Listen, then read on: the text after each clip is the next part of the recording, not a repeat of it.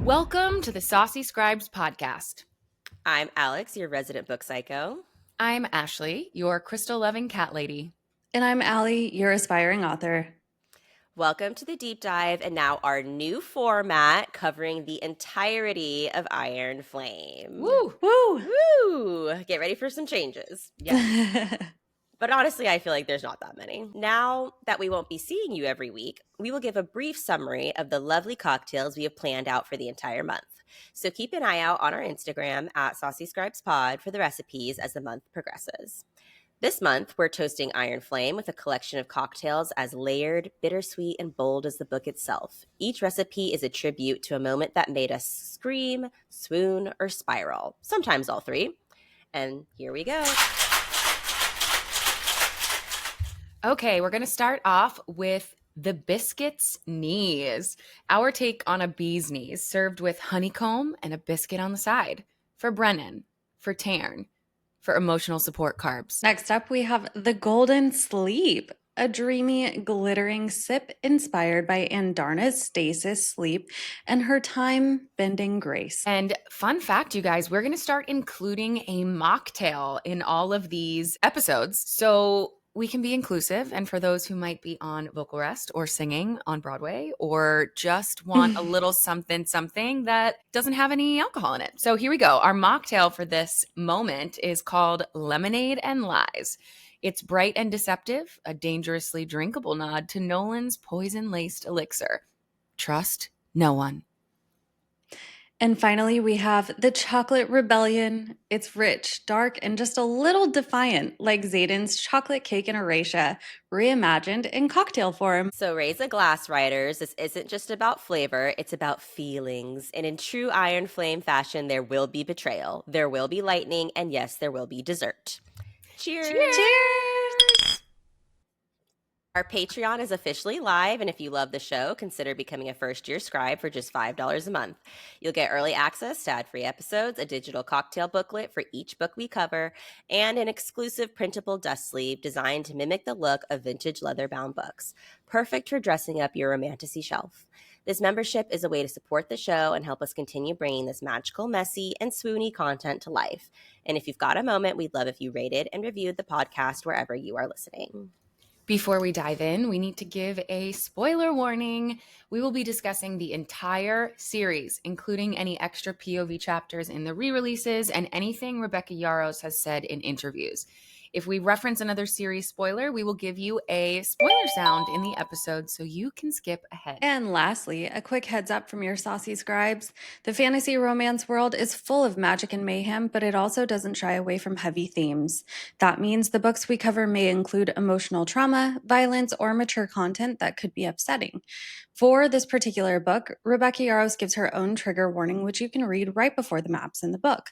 So consider this your cozy but clear blanket trigger warning. Feel free to step away if needed. Your well-being comes first, always. All right, scribes, let's get into it. Buckle up, you biscuit lovers. It's time for our Iron Flame recap, where the dragons are dramatic, the trauma is relentless, and absolutely no one is emotionally stable. Least of all, us. Violet is barely holding it together. Xaden is brooding at maximum intensity, and somehow Jack Barlow is still here. So let's dive into this mess. Iron Flame kicks off with Violet stress-eating biscuits because, surprise, surprise, her brother Brennan isn't dead. He's just been chilling in Aretia, right? With a fake name and revolution plans. But there's a problem. They need a luminary to power the forges to make the weapons for the revolution, and the only guy who has one is Viscount Takaris, whom Xaden accidentally insulted last summer. Oops. The cadets go back to Basgiath like everything is normal, but they're all lying through their teeth. Andarna, Violet's baby dragon, is now a moody teenager and has to take a dreamless sleep nap to level up. And now we're at graduation. Xaden is assigned to Samara and thinks to their dragon's mating bond, they're only allowed to see each other once a week. Cue the sexual frustration. Then we meet Varrish, Basgiath's new vice commandant with a bad attitude and a worse dragon.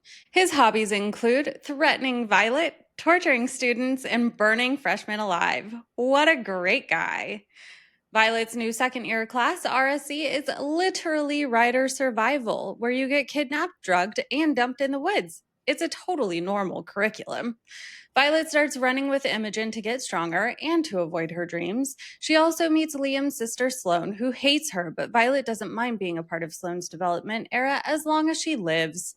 We also meet a guy named Arik, real name Cam, who we learn is actually the king's son. Dane and Violet agree to keep his secret. At least they can agree on one thing. During assessment, a random first year kills Nadine, thinking that she's Violet. Violet kills him. Yay, self-defense. But before he dies, he spits out Dane's dad's favorite line. Secrets die with the people who keep them. Cool. Attempted murder. Ordered by Colonel Atos. Love that for her. Meanwhile, Violet is reading everything about wardstones with the help of her friend Jasenia. And oh yeah, a student is assassinated because they asked the wrong questions in the archive. So be careful, girls. Varrish keeps punishing Violet for not summoning Andarna, who is literally sleeping, by forcing her to burn herself out with lightning until she almost dies.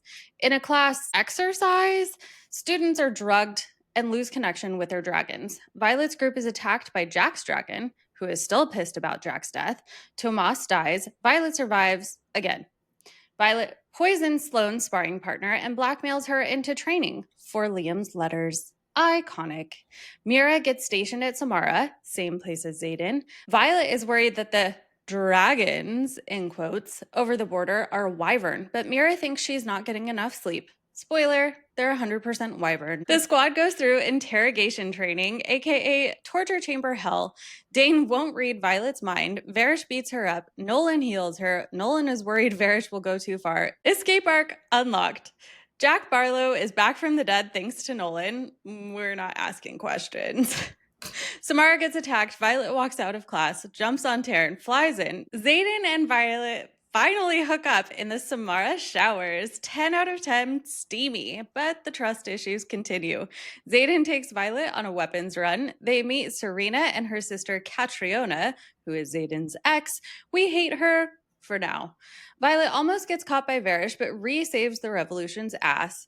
Violet tells Rhee, Riddick, and Sawyer everything about Venin. They are instantly down to help. Turns out the first 6 journals might hold answers, but they're locked behind royal blood access. Well, good thing we've got a prince. The squad steals the journals, except Violet gets caught and is poisoned by Nolan. This time, she's tortured in a box for 5 days, cut off from Taryn, hallucinating Liam, and nearly broken. Dane gets called in, sees Violet's memories, and is like, oh no, I messed up. He switches sides, takes down Varrish, and helps save Violet. Xaden also kills everyone else in the room. Very healthy coping. It's time to bounce from Basgiath and head to Aretia, but Violet wants to give everyone a choice. Dane and Xaden make a big speech in the courtyard. About half the students, including Dane, Jasenia, and some professors, choose the revolution. The rest decide to stay behind. Rebels, mount up. They fly to Aretia. Other riders at the outposts desert and head for Aretia after Xaden delivered Wyvern to their front door. Mira, of course, flies for Aretia. She sees that Brennan is alive and punches him, as siblings do. Andarna wakes up. She's glorious but damaged. She cannot fly yet or bear a rider. Also, she's been alive 650 years, waiting to hatch just for Violet. No big deal. Violet goes rogue and heads to Viscount Takaris to get the luminary herself, even though Xaden told her not to. Mira and Brennan tag along, but plot twist, Xaden's already there. Turns out, Xaden was once engaged to Takaris' niece, Catriona. Yes, the ex that we hate. It was arranged by his dad. Xaden broke it off. At the banquet, Catriona shows up and uses her signet, which amplifies emotions, to make Violet unhinged with jealousy and rage. She's clearly thirsty for Xaden's power, not his heart. Trash behavior, girl. Violet has to prove herself in an arena, striking a big old chest with lightning. Surprise! There's a vent hiding inside. The Sorengale siblings fight side by side, and Violet fries him. Boom! Since Violet proved her power, Takaris agrees to give them a luminary, but wants weapons and for the Griffin cadets, whose school was destroyed, to train with the Dragon Riders. Riders and Griffin flyers. climb into Tyrrendor together. Kat's there, obviously. Violet befriends a flyer named Baron, who's like, why does Navarre murder its students? Training begins now. Riders and flyers are merged into squads. Violet is stuck with Kat. Then Kat cheats in a sparring match, and Violet almost kills her. Afterwards, Xaden literally crowns Violet on a throne with his mouth, giving us the hottest throne sex scene of all time. Sorry, Reese. It's so good, you guys. Violet and Dane retranslate a journal and find a way to raise the wards, but doing so would strip Griffin flyers of their powers. We head into a squad assignment, find the hidden runes. Violet, Kat, Vicia, and Sloane tracked one into a creepy cave. That'll go great, you guys. Solus shows up and kills Vicia. And Darna kills Solus. It's badass, but it makes her a dragon slayer, which is major dragon drama in Dragon Society. They finally try to raise the wards. Violet chooses 6 dragons to do it, but the wards seem off. After Violet confronts him, Xaden finally confesses to his second signet. He is an intrinsic. He can sense intentions. This is illegal. It could get him killed. This is showing her the ultimate act of trust. At Ryerson House, General Melgren, Mr. Sees the Future, sends word. The venin are coming for Navarre, and Navarre is going to lose. He begs the revolution for help. Violet, Brennan, and company meet with Melgren and his crew, including General Sorengale. Brennan reveals he's alive. Surprise, Mom! And the revolution refuses to help. Violet's mom gives her Lyra's journal, the one Violet was tortured for stealing.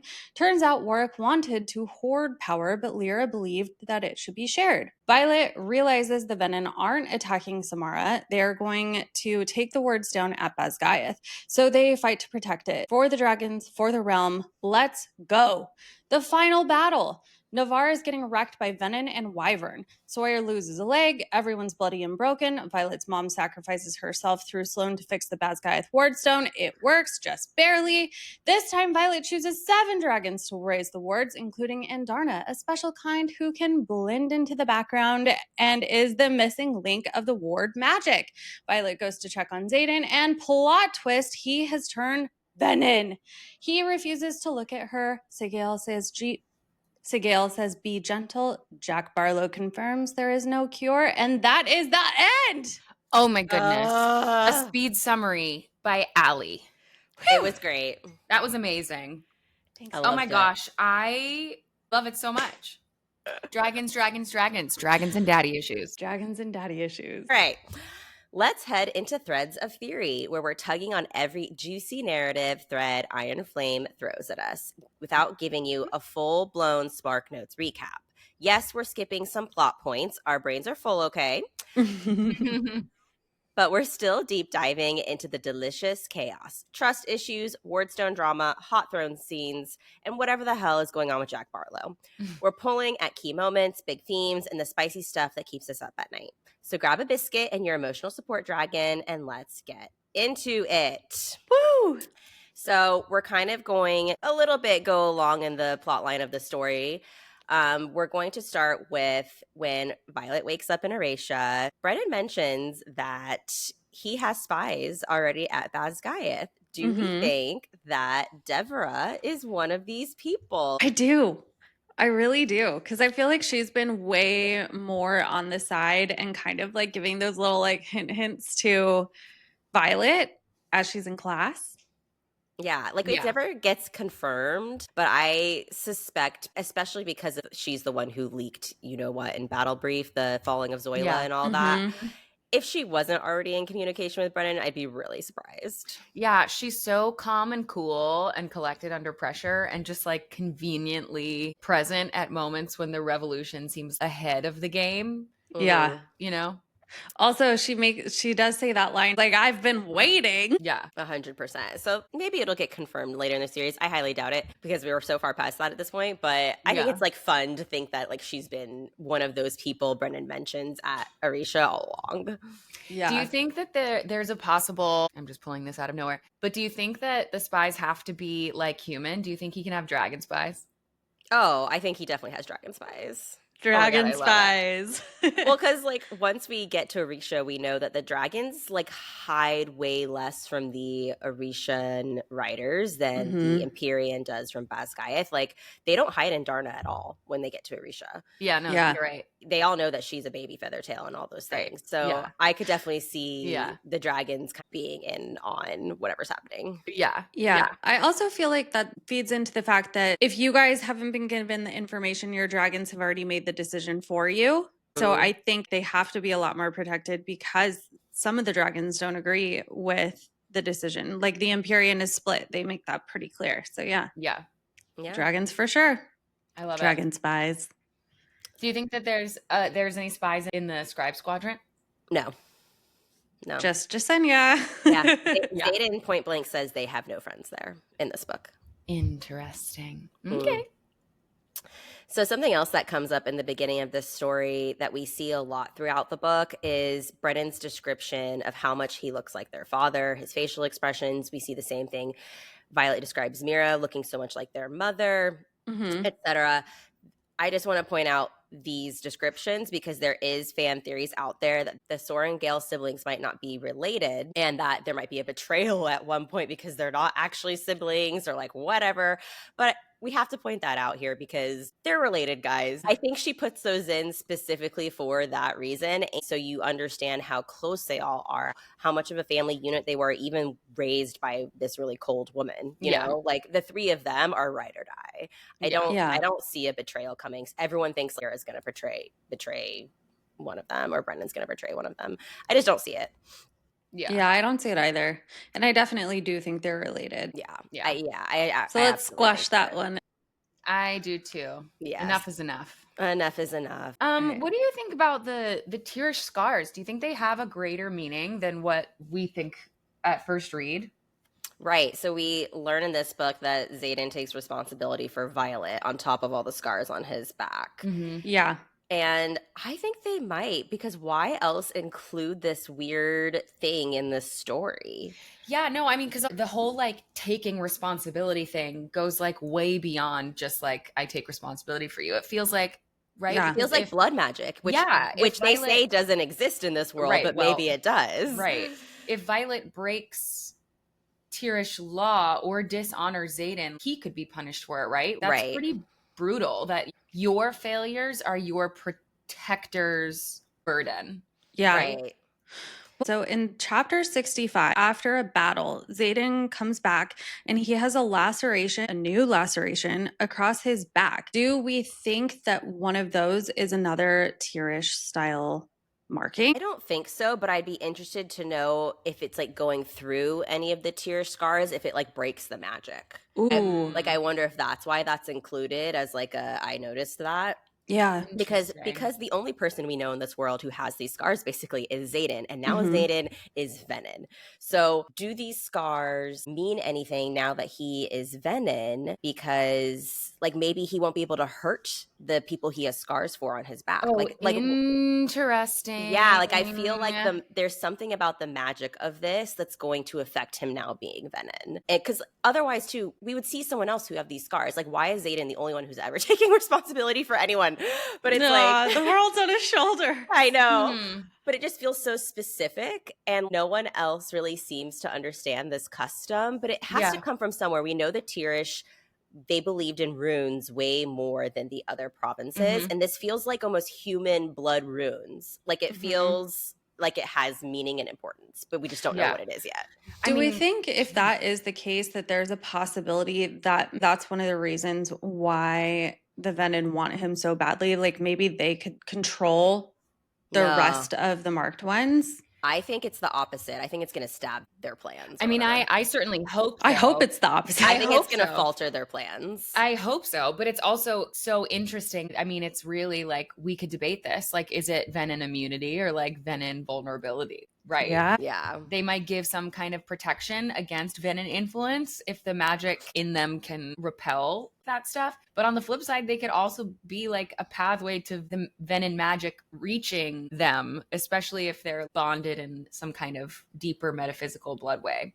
But I feel like the bond is a protection. Like the I would bond hope is him protecting the marked one. So I don't see it being able to turn around and being used the other direction. You know what I mean? But if the scars bind Violet and Xaden in like a deeper way than even maybe the dragon bond does in some cases, then like couldn't they set up a scenario where breaking like the binds to save her means Xaden has to like lose something super permanent, like maybe his soul.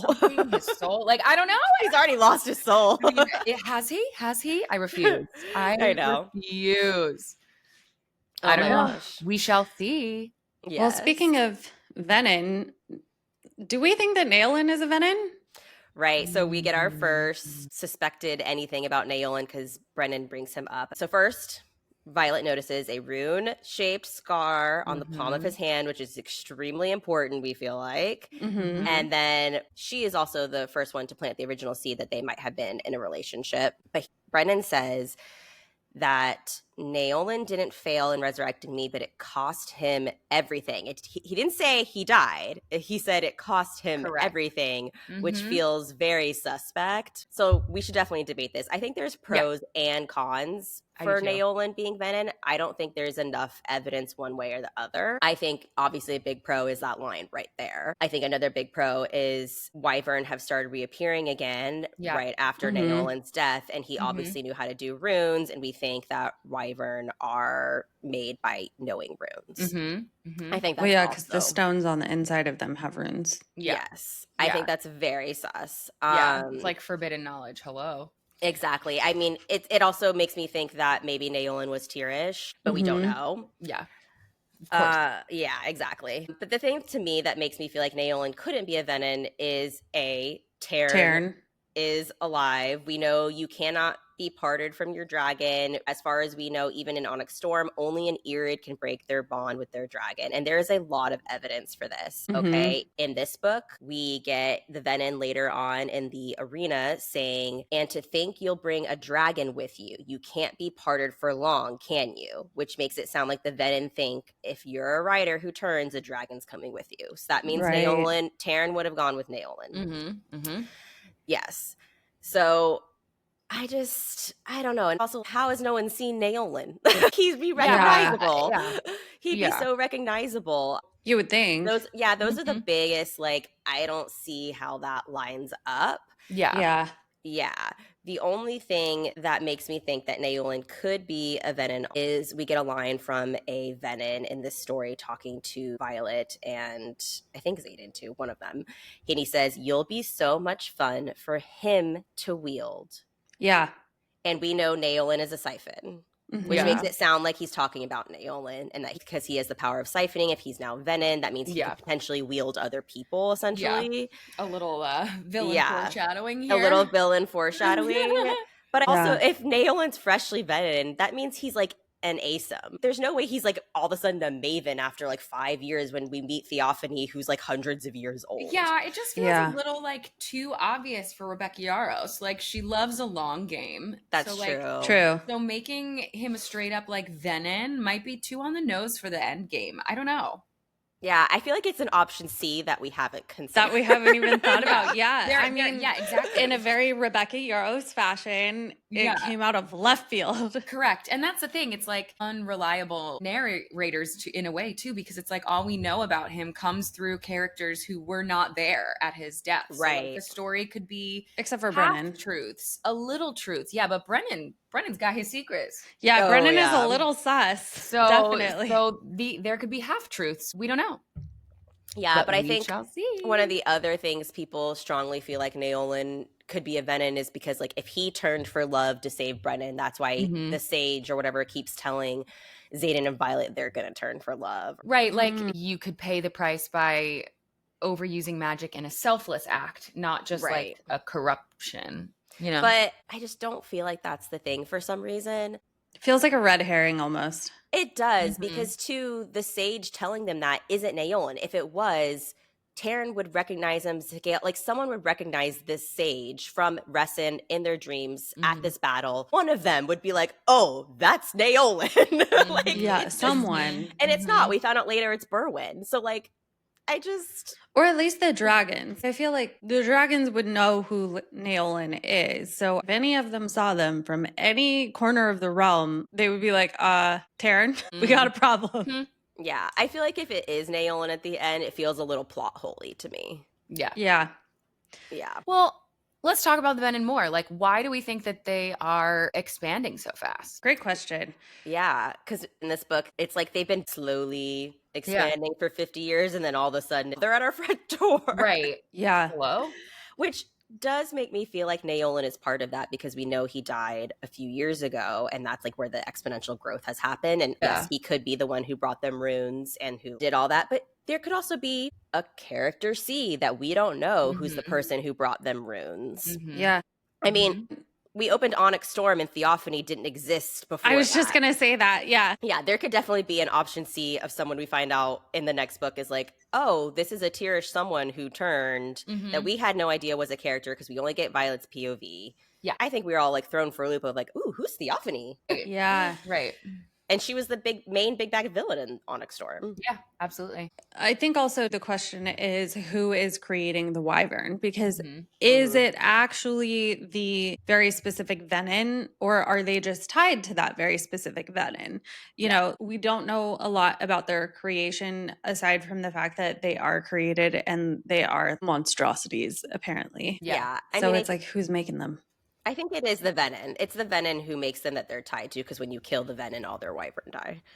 Yeah. I mean, do you think that there's any world where Andarna's awakening shifted some sort of ancient balance and it just signaled to them? Like a time shift? Now's the moment to strike before Because the magic dragons likes can't- everything in balance. Yeah, in balance. You know what I mean?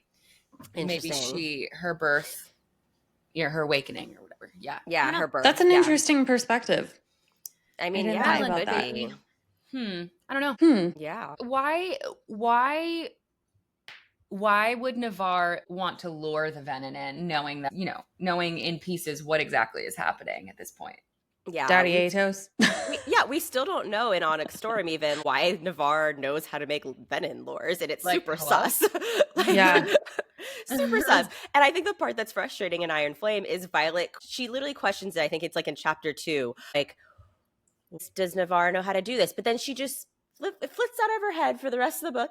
Yeah. Never questions it It's again. like, you ask more questions. You are this incredibly intelligent woman. Why are you just like, okay. Yeah, not to quote Xaden here, but ask more questions, girl.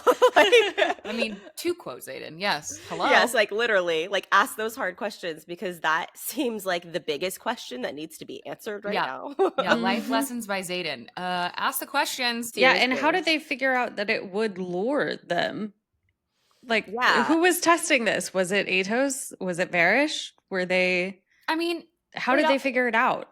It makes me think that they're runes. I like when she calls it a lure, I automatically think it's runed to lure them, which Jack also knows how to make these lures, which means the venin definitely have runes. Yeah. Yeah. I mean, they definitely do, because that's what's in the wyvern. But like, how would they know that the very specific rune would attract the venin? I mean, ancient knowledge, I guess. Like, there's so many books that they don't let the public see that I mean, Navarre clearly has so many secrets, just like they've told the entire public they haven't been in contact with the Isle Kingdoms for centuries. And then in the next book, when we go to the Isle Kingdoms, they're like, oh yeah, we've been chatting the whole time. There's so many secrets in Navarre. We've been talking, not really trading, but yeah, we're fine. We've been like secretly talking about some like really sus stuff, the whole time, but it's fine. It hasn't been public knowledge, just king to king. Just king to king. Very sus. Very sus. I mean, I hope we find out soon in the next book about Navarre and the luring of it all, because in Onyx Storm, that question still doesn't get answered, which is a little nuts. But obviously, I think Daddy Atos knows how to make this lore, which means not even a super high-ranking person knows how to make them. I mean, it's wild, because also let's go back to the whole idea that Navarre is all about their power consolidation through fear and all of that stuff. Leadership could also be trying to direct venin aggression towards rebels, border nations, Griffin allies, sacrificing some citizens to eliminate their threat to power. I mean, that's what happens at Resin, basically. So perhaps by focusing all the attention on the external enemy, they avoid in quotes, actually having to deal with the internal growing rebellion and all that stuff by projecting that onto the enemy of my enemy is my friend or whatever, right. like So using their enemy. Yeah. They're like weaponizing the venin, like using them as a weapon against the things they don't want to exist within their own borders. Like, right. you know. I do have a question. So if they can lure the venin in, why can't they lure the venin out? I don't think it's like to deter them. I don't think it's like that type of magic. The way Jack describes it, because, obviously they don't have cell phones and satellites in this world. It's like telling them where to go. It's like a roadmap. I don't think it's like a magic where they can't ignore it. You know what I mean?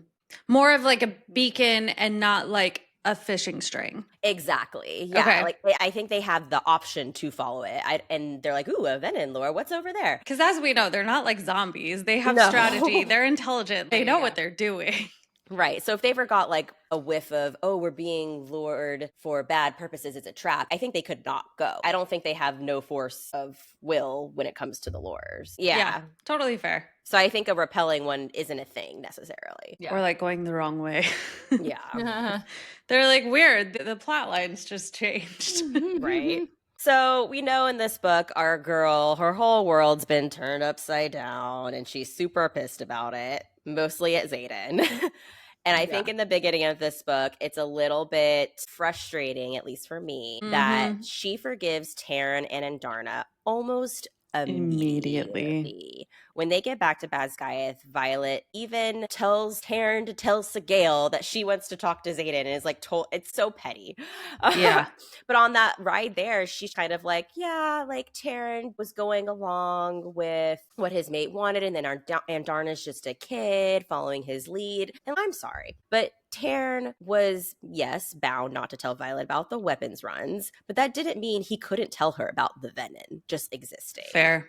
So I feel like the fact that she forgives them so quickly is really frustrating. And then she's mad at Xaden for almost the entirety of this book. Yeah. I mean, guys, I hear you. But also if this was my cat, you know what I mean? Like always. If this was my cat. If this was my cat, he can do no wrong. He can do no wrong. Like he didn't mean to. It's fine. In her mind, Xaden chooses to lie, while Taryn and Andarna are just like obeying magical law. You know what I mean? Or she just holds her dragons to a different moral standard than humans, as do I. You know what I mean? I hold my dragons to a different moral standard than my human friends. I agree. And I also think because Taryn and Andarna are so much in her head and like fused with her soul, it's easier for her to just be like, well, I forgive them. Yeah. And also she needs to trust her dragons to survive as a rider. So holding a grudge against them could threaten that bond in really dangerous ways. So with Xaden, she feels safe enough to let her anger out because losing him isn't instantly life-threatening, you know? Fair. Yeah. It's just annoying. And Andarna's her baby. Like Andarna's her child. She's, protective of her little buddy. Yeah. I guess it's just annoying because so much in the series always like humans are basically dragons' pets. Dragons have all this power. You don't tell a dragon what to do and all those things. And then she's just kind of like, whatever. Yeah, dragons are like cats. Fair. They are. Did you know that? I mean, all illustrations of dragons, they have cat eyes, don't they? I feel like it's like a similar. I can see that. I think it's cat eyes because cat eyes go from like the slit to like really big when they're whatever. Anyway, in my mind, dragons are large, flying cats. Well, I think the frustrating part too is the fact that literally as Liam is dying, he's like, forgive Xaden. And then Imogen is like, girl, you gotta forgive Xaden. Everyone is like, you gotta forgive him. Like, this is ridiculous. And then she holds on to it for another 56 chapters. Yes. But with Taryn and Andarna, it's not even a conversation. No, it's literally like one page worth. And then she's it's a like, paragraph. Okay. It's a paragraph. It's fine. I mean, it could also be from like a craft narrative perspective. Rebecca Yarros may just be preserving Violet's mistrust for Xaden to keep the romantic tension high. Right, like, I don't know. Right. Fair. Yeah. All right, so we land in Basgiath and we start our journey learning about selective truths. Which, as predicted, Violet is terrible with. I mean, I feel like she gets a lot better throughout the series. She does. Yep. But initially.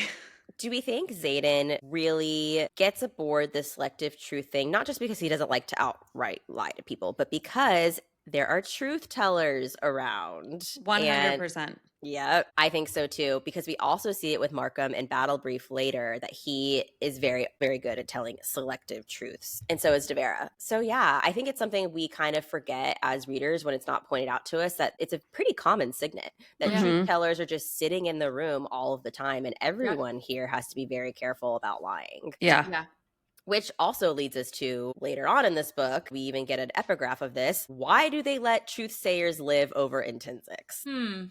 Because they can be used. Yes, and I guess they just They're know a you're weapon. lying. They don't know what you're lying about. I think intention is more dangerous in some ways, like because intent can spot like treachery before it happens, making it a bigger threat. I'm not saying it's not a threat. I'm just saying truthsayers, I think, are equally as dangerous. But for some reason, they let them live.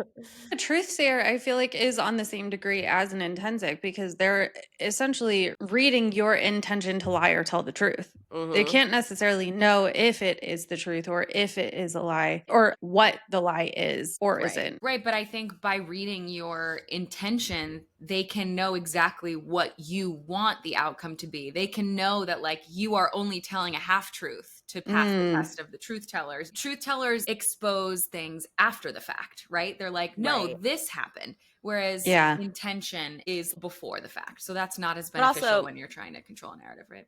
Not all intensics are intention readers. That's just Xaden. Right. That's just Xaden. Yeah. A traditional intensic is someone who reads thought. Mind reader. Oh. Yeah. I also think that a single intrinsic in the wrong place could unravel decades of deception. Oh, for sure. And truth tellers can be managed by controlling the questions as well as very true. Right. So I think it's more of the weaponization of truth continued. It definitely makes me feel like there's some foreshadowing here a little bit, though, that maybe a truthsayer in a future book is really gonna stir some shit up. Yeah, stir some shit up. Exactly.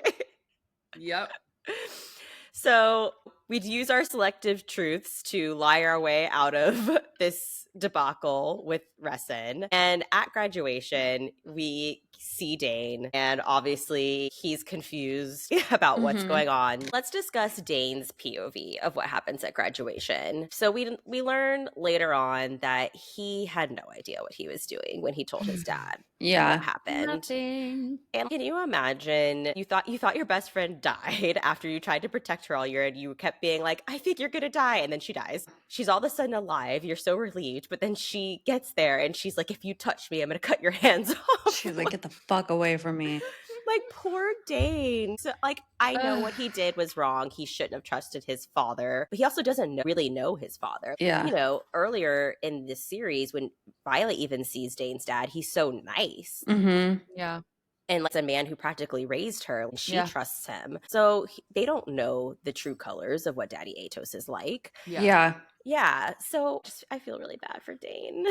I'm excited to get Dane's redemption arc throughout the series. I think we all know at this point that he's getting one. Yeah. And so when you come back and you read Iron Flame, now you have more empathy towards him for sure. To be like, this poor guy just keeps like doing the wrong thing for the right reasons. You know what I mean? Oh goodness. Poor Dane. But all that being said, did Dane get promoted to wing leader because of nepotism and what he did at Resin? Abso-fucking-lutely. Probably. Yeah. It's not just nepotism. He's a tool. Yeah. He's a tool. Wordplay. He's a tool. Yeah. Well, let's not forget, there are section leaders, there are executive officers, there's all of these things that he just went from squad leader to wing leader. And granted, a lot of third years graduated, but out of all of the squad leaders and other people, he went to wing leader is a little like, huh? Yeah, I agree. Overboaty. Like, come on. Does feel a little nepotism-y, for sure. Sure does. Nepo baby. It's also like an obedience reward. It's like he's the dog. They're like training the dog. Conditioning the dog. 100%. Yeah. Yep. So at Threshing in this book, we talk a little bit about why are fewer dragons bonding. Now that Violet knows the truth about the venin, she can't help but wonder why this is, because they need more writers and not fewer. Now that she knows there's a real war going on. Why do we think fewer dragons are bonding?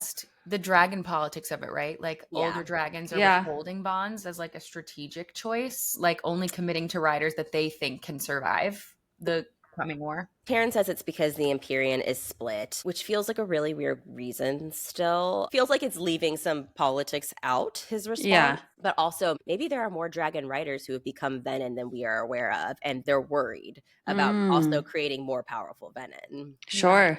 Yeah, that makes sense. The ones who are on the side of like, let's keep Navarre's borders tight. You know, obviously I don't think that the Aretian dragons are thinking that way. They're like, we need more power. We're going to bond our next of kins to get more power. I don't know if we have the real answer to that in the series yet.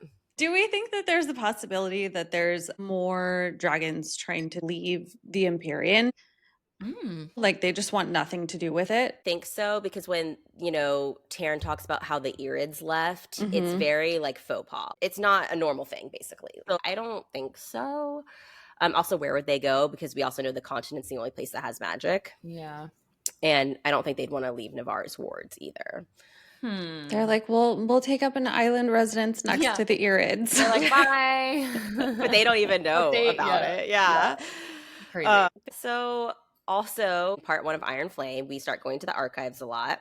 We get to meet Nasia, who is our scribe, who is always on duty, quote unquote, protecting the archives, but he's always asleep.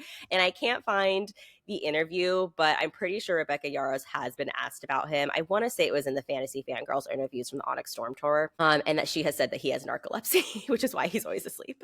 She's so which inclusive. I love it so much.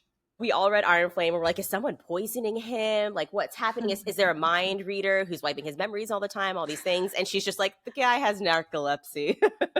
Maybe we should stop putting him on guard duty. Right. But yeah, it's funny because the theories, she could just let everybody spiral. Like the napping is a cover for secret missions, a mental communication with someone outside Basgiat. No, he has narcolepsy. But it's also just, it's such a typical Rebecca Yarros humor. Like the same way we get how Lieutenant Panchek wrote a book because he's so pompous. It feels so Rebecca Yarros humor that the one person who's supposed to be guarding the archives is a narcoleptic scribe. Yeah. No, I completely agree. It does feel very funny. So let's move on to during conscription day. Kath lands on the dais and his breath really smells. And a lot of people think that this is some kind of clue that his dragon is being influenced by a venin and that Dane is evil. When we meet Solus in the caves, his breath also really smells. Why do we think Kath's breath smells? Obviously, we know now that Dane is not a venin. I think it's just one of those breadcrumbs Rebecca Yarros left that she thought she might want to use, or we're just reading way too into it. She just was like, some dragon's breath smell and some dragon's breath doesn't. Like, Right. Maybe it is just as flat out as like, man, he needs to check his teeth. Right. Yeah, I don't think it's really tied to anything with like the venin. Like it could just be maybe it's just a sheep stuck in there. Oh, ew. Floss. What was it? What was it from? Flesh floss. Flesh floss. This smell could just be Rebecca Yarros' way of like marking them as untrustworthy or morally rotten without like saying it. Yeah, I agree with Alex that there's a definite possibility that she had left that little spot open for her to do something with it and then decided not to. And it still works because if they had something stuck in their teeth, it would probably smell real bad. Yeah. And I mean, we know she likes to leave these little breadcrumbs for herself that she can decide to use or not use. And I think this might be one of them. Who knows? Maybe at this point she was like, do I want to give Dane a redemption arc? Not sure. Where are we going with Dane? Unsure at the moment. So when they're in battle brief, we learn that there were 2 attacks over their break. One attack being at Avbean, showing that the Paromish knew that the outpost had been emptied, but the information was lagging. And of course, the Paromish have spies in Navarre. Do we think it's possible there are Paromish riders, infantry? How far does the Paromish network go? Absolutely. Yeah, I mean, I agree. I think it's very likely there are at least infantry. Yeah. They just put a name down. Exactly. Like Cam just walks up and is like, my name's Art Greycastle. Yeah, like what? There's no one can sniff that out. They're like, okay, cool. Walk the parapet and you're good. Yeah. Like, yeah, it doesn't seem like there's a lot of documentation. So I think they're kind of just like, if you want to be here, you can make it, then Yeah. great. Cool. Yeah. Another thing we get in the beginning of these chapters is, obviously Xaden starts writing Violet love letters, which we love. But every time we get one in an epigraph, it says that it is recovered correspondence. And this has the entire fandom in a tailspin because every time it says recovered correspondence, we get some from Liam, we get some from Lilith later on. It's always someone who has died. Yeah. Which I think, Except for Xaden and Violet. yes, exactly. So it really worries people that they think Xaden or Violet or both of them are going to die during this war. And Rebecca Yarros has said in an interview that there is a specific reason why it said recovered correspondence. Yes. I mean, I think that guy has just turned it to rubble, and I think it's just that. I don't think it's because they're dead. I don't think they're going to die. I totally agree with you. I think there is a reason, like she's saying. I don't think it's the obvious one that people are going to. Rebecca Yarros has also reminded us multiple times she is a contemporary romance writer. This is romantasy. Like, what do we always know about those genres? We get our happy ending of our two main characters. Yeah. How we get there might not be pretty.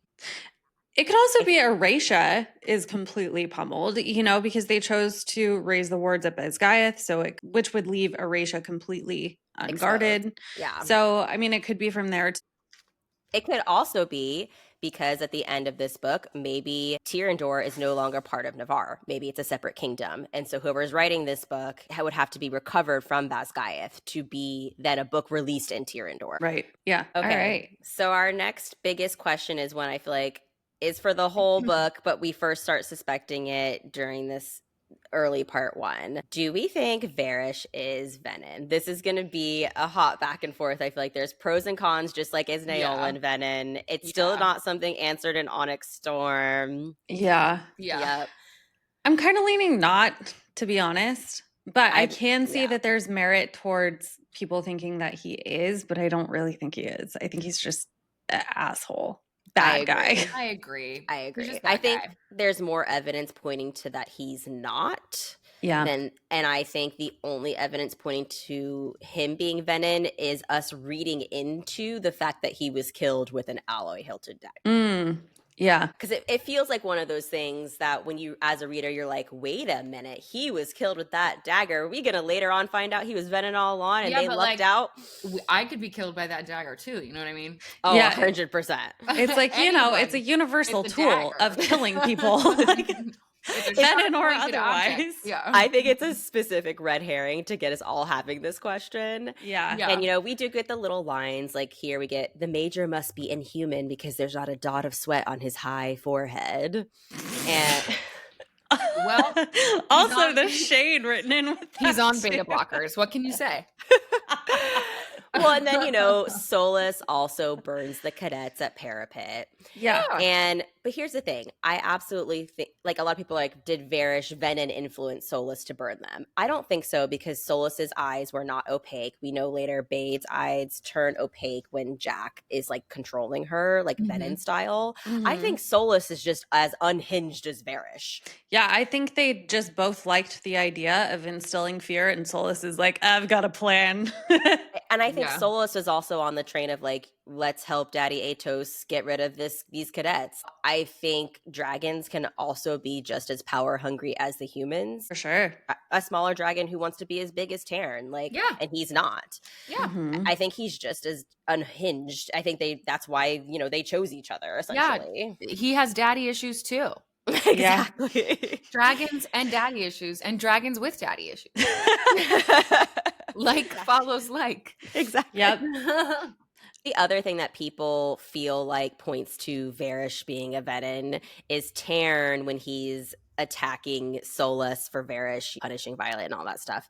He Mhm. says, without a dragon, you are no writer. And a lot of people do a lot of heavy lifting reading into this, that like Taryn is somehow implying that Varrish could survive if he killed Solus, but that he wouldn't be a writer anymore. I don't think that's what's happening. I think that's a lot of heavy lifting of reading into what he says. I think he means he won't be a writer because he'll be dead.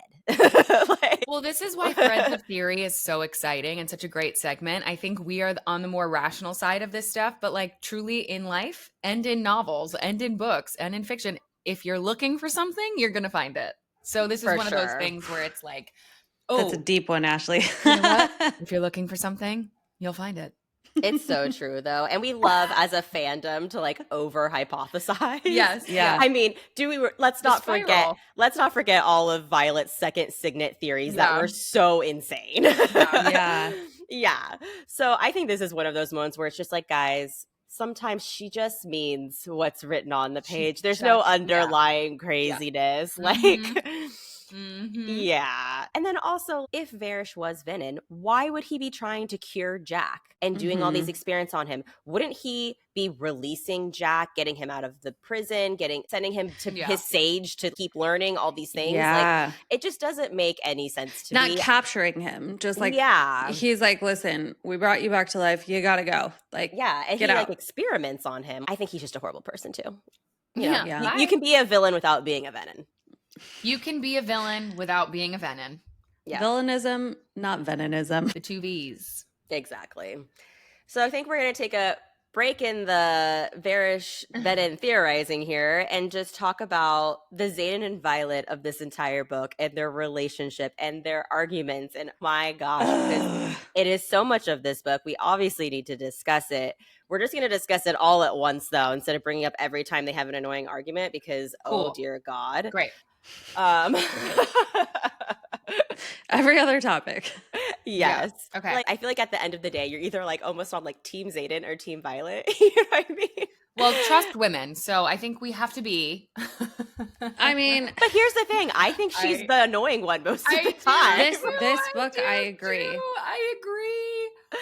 Like, I do understand the whole you should tell me things. If I don't know what to ask, how am I supposed to ask? But I do think she's holding on to way too much for way too long. And she's just getting in her own way. And she can't differentiate between her love and her lust. And like, I don't know. What do you guys think? No, I agree. Yeah. I agree with him. She should be able to trust him no matter what his job is, what his missions are. That has nothing to do with their relationship. She Like, doesn't need to know everything. Yeah. No, I agree. I don't think even in relationship you should know everything. Yeah. Hello. But I think that Violet's frustration isn't just about the withholding and the secrets. It's about having to drag the truth out of him instead of him choosing to share things that might be life or death.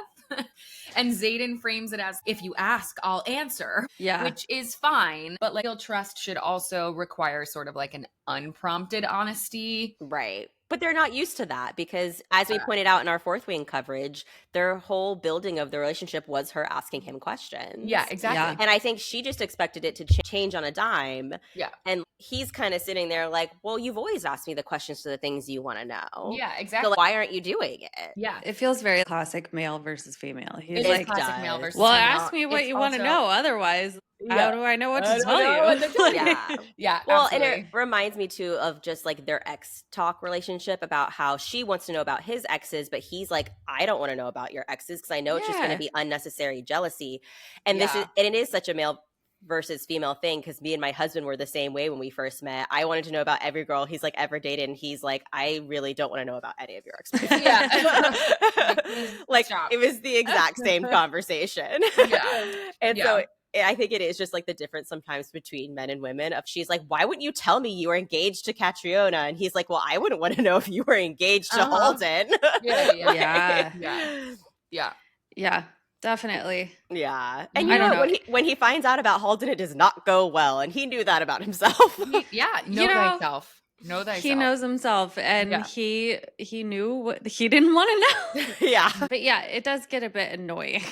It's annoying. I do think she has a good point of he shouldn't be weaponizing the whole I'll have sex again with you once you tell me you love me again. That feels like a little ick. Yes, that's definitely it moves from passionate to manipulative, whether it was intentional or not. But I definitely see his point in the beginning of her telling him I can't separate feelings from sex. So he's like, well, then we have to stop having sex because I only want your feelings. I don't just want your body. But then it turns into like a weird thing. Role gender. It is. Yeah. So funny. Oh, yeah, because he even is like, apparently this year, the role of Violet Sorengale will be played by Xaden Ryerson. And she's like, are you done talking in the third person? Oh my gosh. I think the last thing we should talk about with their relationship is the battle axe analogy. Yeah. I think it's hilarious that she thinks she's being so clear with her analogy. And he's like, wait, your analogy is proving my point. Yeah. And I totally agree. It backfires in her face. Yeah. He's like, and she gets all blustered. Do you really think I would let the battle axe hurt you? Are you kidding? Like, literally holding a knife to her throat. She's like, of course not. He's like, exactly. So what's the, yeah, exactly. Even like, Imogen is like, look at our lives. Of course there's battle axes like in the armors. Like crazy. Like, what do you expect there to be? Also, like, you have literally said he's the master of secrets. It's why his signet is shadows. And then you're surprised when he has secrets. Yep. Oh, when Imogen is the voice of reason. Yeah. 100%. So let's dive back into our questions of theories and things. Yeah. So we're to the point in the story where we find out about the signet blocking serum. Mm-hmm. Why do we think that they use this on the cadets? So when they have their first land nav exercise, they're even talking about it of like, they would never be cut off from their dragons. This isn't even a real world scenario. Yeah. And I agree. It just seems to be. And it's new. Yeah. It just seems to be diabolical for the point of being diabolical. It's not teaching them anything. Thanks, Varrish. Exactly. Yeah. And it feels like just another way Navarre is trying to control them. Absolutely. And see, like if we could do this, we could have even more control over our writers. Absolutely. And even be more like we'll only activate you when we need you. Yeah. It's like, exactly. I mean, it's this whole thing, right? Like, not just power and control, but also it could be a combat readiness test where it's like, what can you do? How do you act under pressure if you're forced to rely on your own whatever without magic to sabotage from within? But it's not a thing. That's the crazy part is like, I would get it if Navarre was telling them about the venin and they're like, hey, if you ever get stabbed with this poison blade, here's what would happen and how you'd be blocked off from your dragon. You need to be able to fight through it. But Navarre is hiding the truth of that very purposely. So to almost like train them to do it feels so weird. It's like, why are we doing this? I mean, unless there is stripping them of their magic creates this fear and dependency conditioning, right? It's like a psychological conditioning. It's not physical. It's a loyalty exercise. It's like fear. Maybe. I don't know. I hate it. The whole thing is weird. I hate everything about it. Yeah. I'm curious to see where this signet blocking serum goes on. We don't see it in Onyx Storm, but it might come up again in the 4th or 5th book. Yeah. Like, is it to test on venin so you can separate a venin from you know what I mean? I don't know. I mean, you definitely can. We know that. They do it with Jack, and then eventually with Xaden. Yeah. I don't know, man. We'll see. Yeah, so we get so many montages of classes and Violet researching the awards. There's so much montage in this book. So Violet and Jacinia find a book, but all it says that the enemy was General Daramore and Navarre's allies were the Isle Kingdoms. And it's the second time we see General Daramore's name in the series. Just like mentioned in passing. Do we think he is dead? Do we think we'll see him again in book 4 or 5? Do we think he's still? I can give my thoughts. I think he is dead. A lot of people think that he is the big bad villain who's giving Berwyn and Theophany their orders. I think he's a red herring in this series because it doesn't feel like the type of foreshadowing Rebecca Yarros does to just like drop a name in there a few times. It just doesn't feel right. And to me, it feels like the reason they think they defeated the venin the first time is because he died. And then they were like, oh, great, our venin problem's done, when actually they never defeated them the first time, which is why they never went away. Because they keep saying, like, we defeated them once. And it's like, well, if you defeated them, wouldn't they not be here now? And also, it was only 1 year until there was another Yeah. attack. Literally Exactly. 1 year. 1 year before poor Meal was at their door again. Like, it doesn't feel like Rebecca Yarros foreshadowing to me. No. It almost feels purposely there to make you think that that could be someone still who's the villain. Lingering. But it almost just feels too on the nose, too. Like, oh, the villain the first time is still the villain now. It just feels like way too on the nose. So moving on in our plot, Violet is at Samara now, and Mira's been stationed there, and they have conversations about Violet wants to know how wards work, because her sister's a walking ward. Do we think Mira's going to be a key component to help solve the final solution to the end of the series? Because I feel like wards are going to be a big thing to making sure the venin never come back again. Agreed. Yeah. Mm-hmm. Yeah. Do we think Mira is going to be that like key component because she has this ability? Absolutely. I think she's going to be super essential to reestablishing like a permanent, stable ward system that doesn't rely on dragon sacrifice in a way, right? Yeah. Well, not to mention the fact that obviously, as we know, she does get kidnapped. It would have been a very easy out for Mira, but she kept her in the story. Yeah. So she has to have Exactly. some further purpose. Yeah. So I think, yes, I think she is going to have a pretty pivotal role. I think so too. Yeah. So we get a little bit of foreshadowing in this book. Obviously, Xaden says it a zillion times that she's going to be the death of him, which is rough. But he also says the day you can successfully block me all the way out is the day that I'm dead. Some heavy weight with that line. I know. But I kind of feel like all of this death foreshadowing with Xaden isn't him actually dying. I think it's him turning venin. I agree. Because it's the death of the soul. the death His of soul. the soul. Exactly. And she is the reason that he decides to kill his soul at the end of the day. It's to she protect is her. actually the death of him. Yeah, she is actually the Will death be of the his death soul. of me. And I do think it does give the chance, though, for rebirth. Amen. He's a phoenix. Exactly. Because I think we all know she's going to figure out how to save his soul. Yeah, it's like a tarot card, guys. The death card is not always bad. It's it's the chance to be reborn in a different way. But do we think this is foreshadowing for the book that comes after Onyx Storm of like, once he's quote unquote has a dead soul, is she going to be able to block him out? Is he going to be able to block her out? I don't know. I feel like maybe yes, but also maybe not in dream form. Oh, interesting. Yeah, we'll have to see. I don't know. I don't know, because he's not dead. Right. But like if we're saying that like all this death foreshadowing is really the death of his soul and not the death of like him, then that would apply to what he is in book 4. Yeah. Whatever. I don't know. That was interesting. Yeah. Okay, so let's talk about dreams though. Speaking of dreams, do we think all of her dreams in this book are Xaden's? Do we think some of them were hers? Where does that cross over? So we can start with chapter 22 is one where I actually think it is Violet's dream and not Xaden's. Because she specifically says that she sees Taryn waiting for her. Yep. Yeah. But this is a dream with the sage. So do we think the sage was talking to them both in their dreams, or was it all Xaden all along? Because I kind of think the venin want both of them and not just Xaden. Oh, like, yeah. I think they want the light and the shadows. I'm not certain that all of these dreams are Xaden's. Once we find out about her signet and we look back at Iron Flame, obviously we're like, oh, every time we saw Brennan, it was Xaden's dreams. But I'm not sure that that's true because we see Taryn. She says she sees a flicker of gold, which is Andarna. And she says she feels the power at her fingertips, which to me feels like lightning. Agreed. Yeah, no, I do think this one was her dream. And they do want both of them.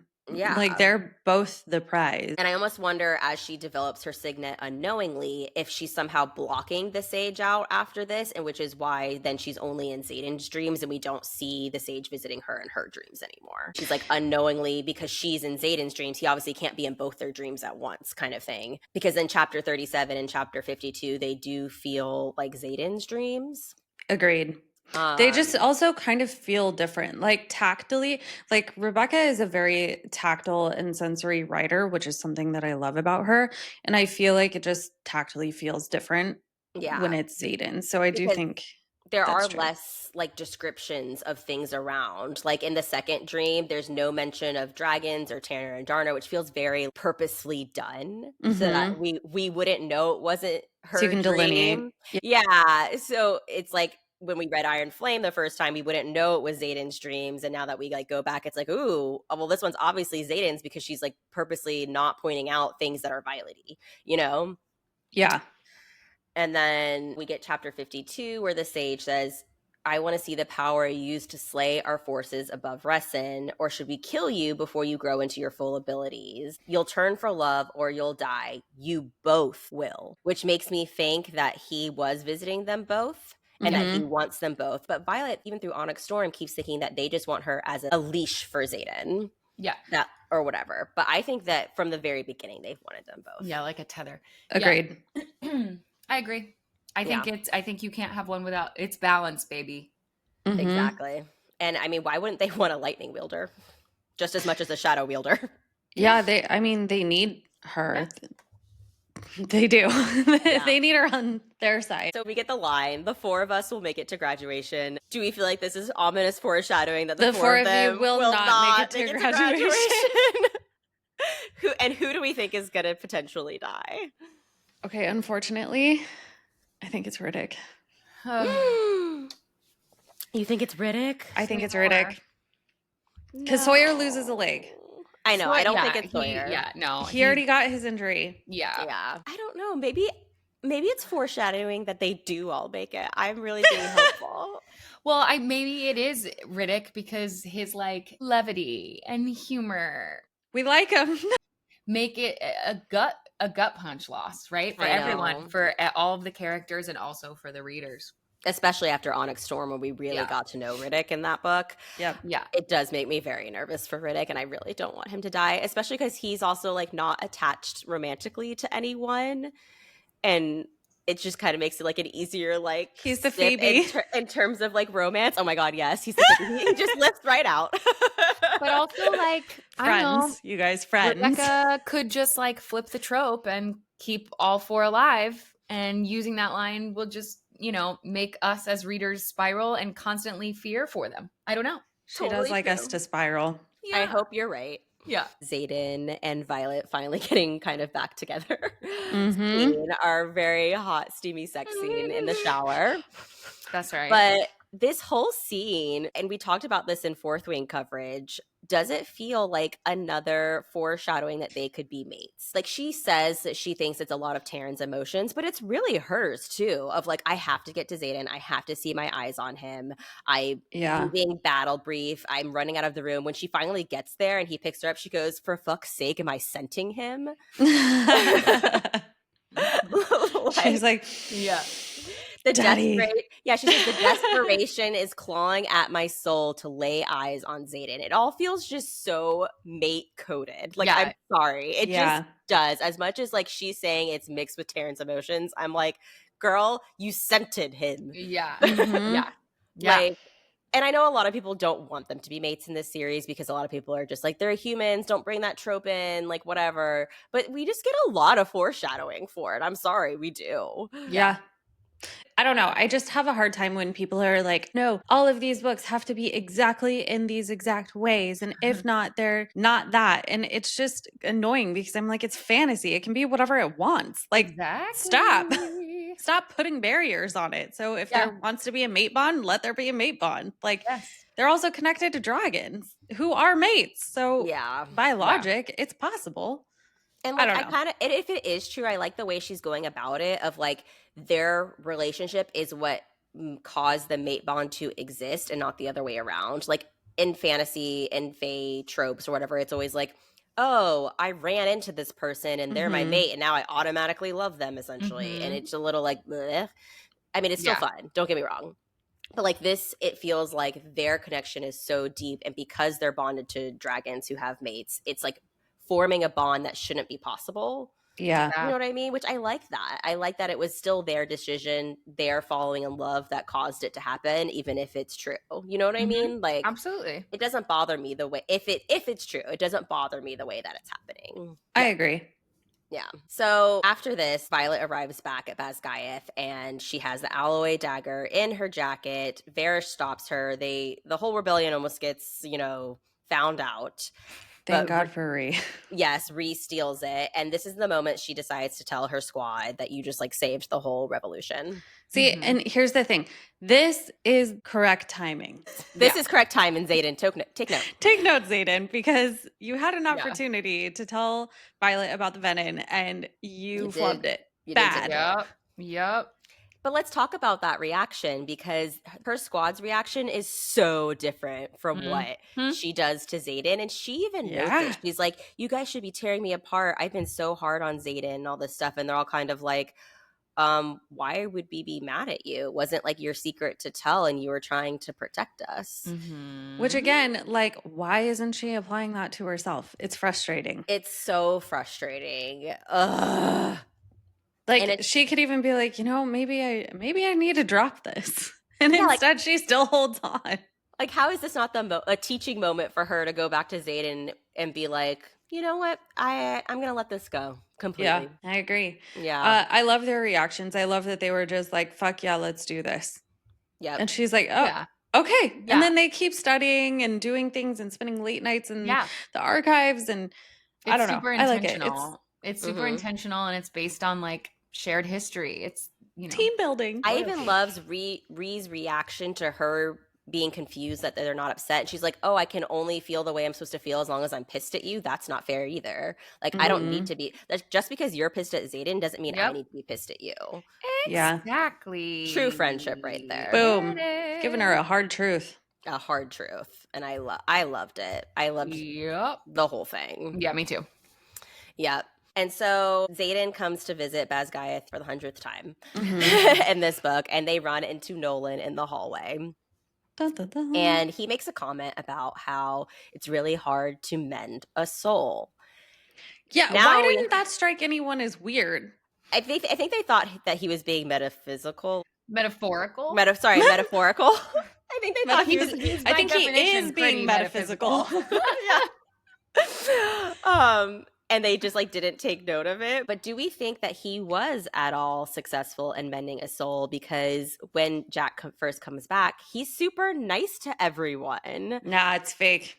But he saves Violet's life. It was an accident, though. He even says, I didn't know it was you. But I mean, when he grabbed her arm, he did to pull her up. He did. He could have let go. He did purposely save her life.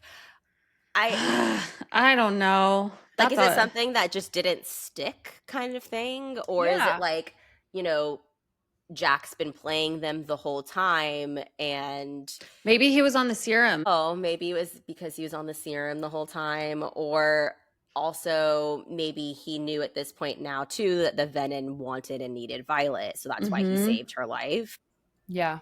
But even in his dialogue during these scenes, it doesn't really feel like him, which is interesting. But then later, when she's being interrogated by Varrish and tortured, he says, we could bring in Jack Barlow if this doesn't work. Gods know he's been waiting for retribution, which makes me think that they know Jack still wanted to kill her. Yeah. Which makes me think that, maybe all of his nicety was a farce. Or the serum. Yeah, I don't know. It's a weird thing that also hasn't been answered in Onyx Storm of why was Jack acting like that for a full portion of this book? Yeah. I mean, was it just so we would be super surprised as the reader at the end when, he breaks the ward stone? I think partially yes, but what's the actual reason? Yeah. We'll see. Maybe. We'll see. Or we won't. Or we won't. Maybe it's just there. Yep. Who is to say?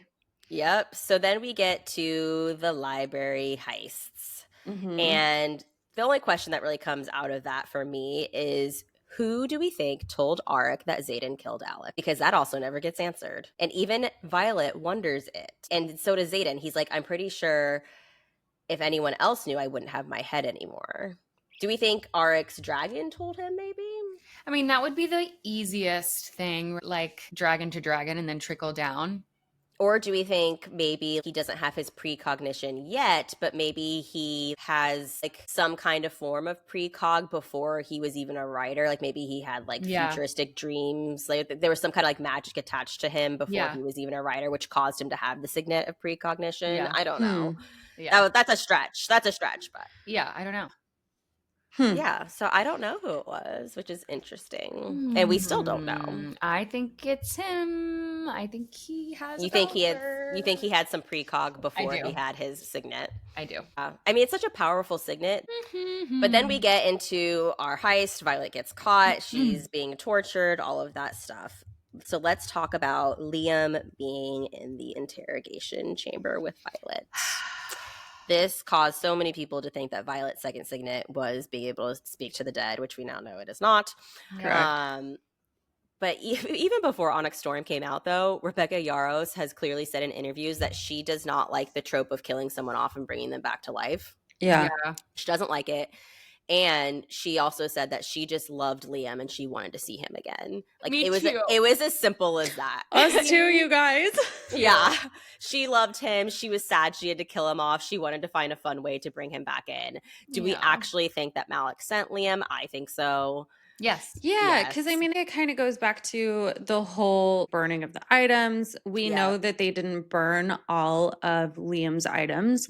So maybe there is something to be said about like who decided that burning is what Malik wanted. Like maybe Malik's like, hey guys, like I could help you out if you didn't burn all your shit. Yeah, I totally agree. And I also think that Malik's influence is mostly off page right now, but it's totally tied to the rebellion.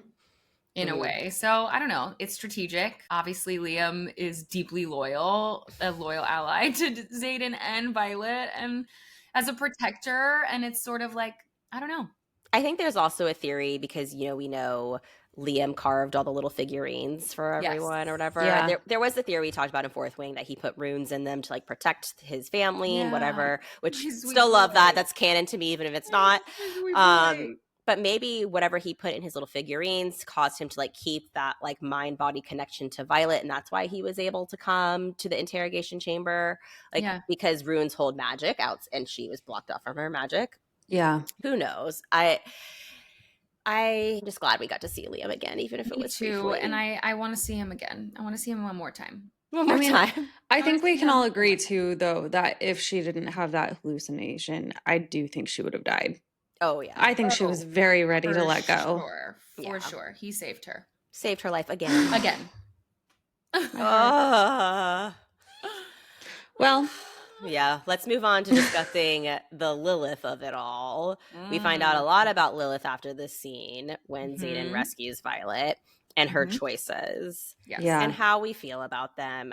Xaden even says something here that's interesting to me. He's like, regret letting me into the quadrant. And she says no, straight up. Yeah. She says, no, I don't regret it at all. Because I think all along she knew it was wrong to not fight the venin. But she wanted to protect her children. So she did this heinous thing, what she felt was for the right reasons. And I think in her perfect world, she would have kept her children safe and fought the venin. Yeah, I agree. And she couldn't choose. And she felt like she couldn't choose both. Yeah. So when Xaden says that, she's like, no, I don't regret it because I'm glad someone's fighting that war is how I always took it. Yeah, me too. Yeah, I agree. I think she's set up to be such a bad character, but she's not. I think her intentions are always positive, even though her actions aren't always. Yeah. I love Lilith's character. She has a lot of depth and nuance, and I think she's very well written. I love it. Agree. I totally agree. I think she on the surface is supposed to be like horrible. Like, my mom's so mean, though, Violet, you were raised so warm and cuddly. And we even get this terrible line from her here where she's like, Sora and Gales walk off the battlefield, they're never carried. Yeah. And everyone just like looks at her and they're like, Jesus Christ. this fucking lady. Yeah. Exactly. It's not like she's perfect. Yeah. Nobody is. But yeah, I mean, her character has so much depth. Sorry. God. That too. Yeah. But, at the end of the day, she knew she was always going to die for her children. I think she knew this war was always going to come to their front door and that she would die to protect them. Yeah. And I'm interested to see later on in the series the fact that Brennan never got to repair his relationship with her before she died, what that's going to turn into. Yeah. Oof. Yeah. I almost wish we got a Brennan POV. Whew, that would be Well, that would amazing. be pretty wild, yeah. I doubt we ever will, but you never know. No. But I do think he'll have a bigger role in the next book. Oh, I think so too. So then we head off to Aretia. Finally, we get to part 2 of this book, and Andarna wakes up. Mm-hmm. And we find out that her wing never developed right, and that she can no longer probably bear a rider ever. But do we think that that's true? Do we think that Violet will ride Andarna before the end of the series?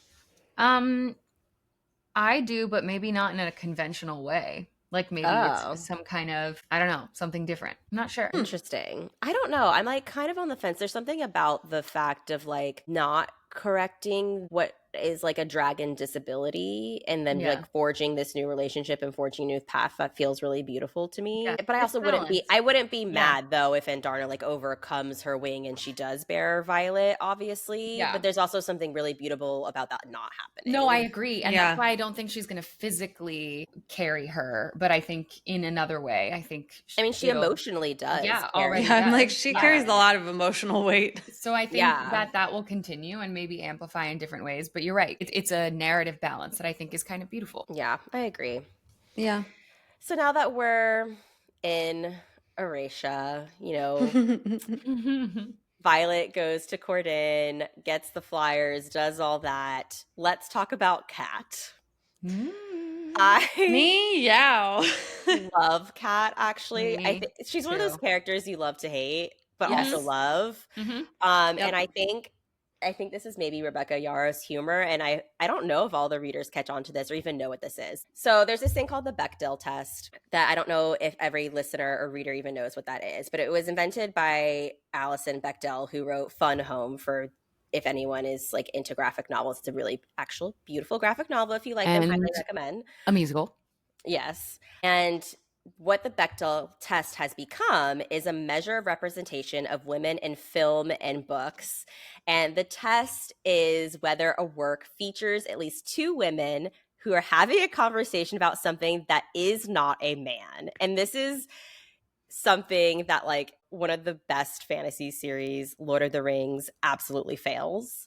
Yes. Every single conversation women have in that book is about men. And it's one of those things that's come into current conversation in society because so many amazing works of art have always been driven by men, and the women characters obviously have not been as developed or not been as realistic. And that's why this Bechdel test now kind of has been talked about and exists. And I think Rebecca Yarros purposely put this type of almost like character into her story, because even Violet says it. She says, "Are you capable of having a discussion that doesn't revolve around him?" It's literally on the nose. Yes, I think she purposely makes Kat and Violet fail the Bechdel test as like a fun almost writing dynamic of like character progression of like we're gonna see Kat turn into a character who's failing the Bechdel test and then rises above and changes and evolves to someone. And I don't know, it just feels so purposely done because of lines like this. Of where she's like, can you literally just talk about anything else but Xaden? And I just love it. I love it. Yeah. She's totally winking at the audience here. I think she's winking at the audience too. And even if you don't know what the Bechdel test is, I think it's fun. But if you do and you see what's happening, I think it's even more fun that you're like, oh, this feels like she's definitely poking at this theory that famously fantasy series fail. Yeah, totally. Famously. Because most fantasy before romantasy came out was mostly written by men. Yeah. So all of the female characters would be Kat and Violet. And that would be the only thing about them in these books. Yeah. And so I feel like it's her fun nod to it. And it is interesting too, because Kat's power amplifies feelings, which most of Violet's feelings are going to be towards Xaden's. And so she wants to make the jealousy. And so it's like, even when they're sparring, it's still all about Xaden. Yes. Yep. Oh my gosh. And Violet is just like, I've had it. Almost like, I've had it with these characters who only care about men. Yep. let's move on. Can we please be on the same side of this revolution and fight the venin? Like, Yes, Yeah. please. That's also why I like Marin in it mhm. so much, because she isn't that. She's literally the opposite of Kat. Marin is very nice. I don't see how they're best friends. But that brings us to discussing the throne scene. Because yes, we are obviously discussing the throne scene. We Guys, must. it's so hot. It's one of the best. Talk about Fourth Wing having one of the best sex scenes of all time. Well. This throne scene somehow Tops it. Oh. Except for it's a sex scene, but like they never actually like have like sex. So it's kind of like I put them in like their own categories. Yeah. Guys, of, foreplay like- is really where it's at for women. So here we are. I mean, yeah, but Yeah. I mean, so true. It is. I mean, he's putting ridiculous. her first. It is so ridiculous, this scene, and like the line "My house, my throne." Dude, my body, Can my it- choice. can it get hotter? Truly. I really don't think it can. Yeah, it's That great. line is just so good. It's so great. good. But Really also, I mean, great. obviously we love the spice of it all. But there's also something that happens in this scene that should be discussed is when he breaks into her mind. Shimmering onyx wraps around her mind and he shares his visions and feelings with her. Mm-hmm. And a lot of people before Onyx Storm came out thought that this was foreshadowing that baby Violet was intrinsic. And Interesting. I never thought that was I true didn't either. because of the language here. Onyx was wrapping around her mind. She wasn't going into his mind. He was coming Yeah. into hers. But I do think here that this was a part of his intrinsic ability that he didn't know he could do, which is why he looks so freaked out at the end. I was going to say, he like Yeah. lunges backwards and he's like, I agree. Yeah. I agree. And even later in Onyx Storm, when they do a little bit of that more, they're like, is that our bond or is that your intrinsic ability? And he says, I don't know. no clue. No clue. I mean, she does do it a little bit back to him. Like she has sent images back into his brain in Mhm. Onyx Storm. So I do think it might be more of their bond or mate bond, maybe. Mate bond, yeah, maybe. If Maybe it's not mate a regular, if it's not a regular bond thing. it's like But I a think- cool bond. Yes. Sorry. But I think in this moment, he thought it was his intrinsic ability and was freaking out. Yeah. Yeah. Oh, sweet boy. He was like, I don't want to do that. I'm sorry. Except for that, it was so hot. So yeah, I do want to do that. She's like, can you do it again though? She was like, that's what I fantasize about. She's like, my body, my mind, you, we're all here together. We're all I also- here together. I also love that as she's finishing, she realizes that it is a throne. And she's Oh, like, yeah. oh shit. Oh shit. Yep. Yeah. Like, I Uh. knew that's where we were, but I didn't know that's where we were. Yeah. And then she's like, oh shit, are you the king of Tyrandor? Hello? And he's like, well, yes, but no. Like, I Like, guess technically, but like if Tyrandor was a kingdom still, yeah. Crazy. It's whew, it's spicy. It's hot. I love it. I We love know. it. Yeah, honestly, I will say I don't feel like the Onyx Storm sex scenes like measure up to No. our Fourth Wing and our Iron Flame one No. quite as well, I agree. unfortunately. But maybe in Well, book he 4, can't. that's true. So I mean, and book Mhm. 4 does not bode well since he's like For the full sexy vet- scenes. full of venin. Does not bode well. yeah. But yeah, so let's move on to their life in Aretia. So they start learning about runes, and Why is Violet so bad at runes? I don't get it. I really don't. She can just read ancient monosyllabic languages fluently, but like can't do visual magic symbols. I don't get it either. Like, She even also when you- knows sign language. Like, Yeah. even when Trissa she points it out to her in the class, she's like, "Oh, it's a monosyllabic language, like Moranian or whatever, like one she compares it to." And they're like, "Yeah," and I'm like, "You can read that, so why are you having such a hard time with runes later on in the book?" And she's like, Crazy. Kat's way better at runes than me. I'm terrible at them." And I'm like, "How?" yeah. It doesn't make sense. It also is strange because Xaden had left her like the book and the fabric and everything like that. And could he have used clear language? Yes. Yes. Mhm. But at the same time, knowing Violet, why wouldn't she have dove into that and figured it out? Because she thought it was stupid, I guess. I don't know. Because I remember she was like, "Why is he wanting me to craft?" I'm in my crafty era. But it's still just Yeah. weird. I'm like, okay, this feels like one of those a little bit like plot holy things that doesn't line up with your character, but like Yarosh just didn't want her to be good at everything, and she had to give her I like feel that. a weakness. You know, she needed the Flyers to be good at this and Violet and the writers not to be, essentially. Yeah. And even though it doesn't really make sense with Violet's skills and personality, it just is what it is. Yeah. Yeah. So then while they are doing their missions in Aretia, they go into the dragon caves, all this, we find out about how if you could have a second signet if you directly bond to someone in the familial line. So you'll either get a second signet or you'll go mad, is what they say.